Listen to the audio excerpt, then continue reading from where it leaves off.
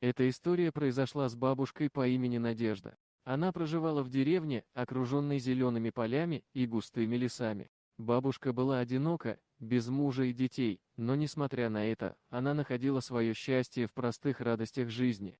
Одно из ее самых любимых занятий были прогулки по лесу. Каждый день Надежда отправлялась на свою прогулку, наслаждаясь природой, свежим воздухом и пением птиц. Лес был ее убежищем, местом, где она находила покой и внутренний комфорт.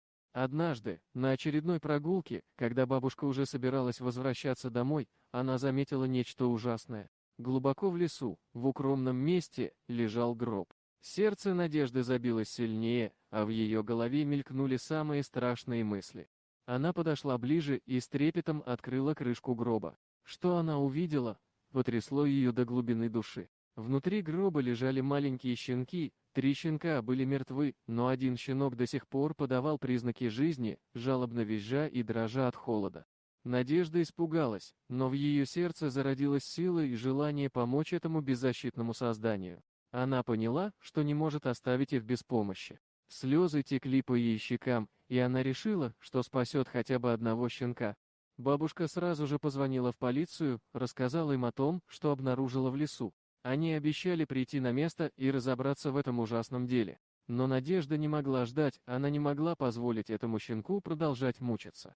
Она осторожно подняла его из гроба и обняла его теплыми руками. Щенок был слабым и истощенным, но его глаза были полны надежды и благодарности. Бабушка поняла, что это было начало чего-то особенного, что судьба свела их вместе.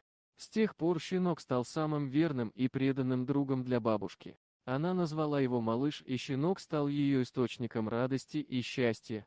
Они проводили много времени вместе, гуляли по полям и лесу, весело играли и делали друг друга счастливыми. Надежда должна была потратить много усилий, чтобы восстановить здоровье малыша. Она кормила его, лечила и дарила ему всю свою любовь. Благодаря ее заботе и преданности, малыш быстро пришел в себя и стал жизнерадостным и здоровым щенком.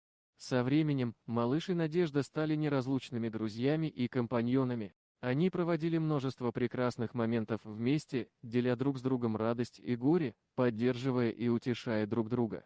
Надежда больше не была одинока. Малыш заполнил ее жизнь радостью и любовью. Она придумывала для него игры, гладила его мягкую шерстку и говорила ему о своих мечтах и планах. Малыш всегда слушал ее внимательно, словно понимая каждое слово. Жители деревни, узнав о том, что произошло с Надеждой и малышом, были поражены и восхищены ее силой и добротой. Они уважали и любили бабушку за ее заботу о животных и неустанную борьбу за справедливость. История Надежды и малыша стала примером для других людей. Она показала, что сила воли и доброта могут изменить жизнь и преодолеть самые трудные испытания. Бабушка Надежда и малыш стали символом надежды и любви для всех, кто слышал их историю. Так бабушка Надежда и щенок-малыш нашли друг друга в самый неподходящий момент, но их встреча привнесла в их жизни радость, любовь и надежду. Они доказали, что одиночество может быть преодолено, если есть вера в доброту и силу любви. И они жили долго и счастливо вместе, тепло и радость наполняли их сердца до самого конца. Вот такая удивительная история. А что вы думаете по поводу данной истории? Делитесь своим мнением в комментариях.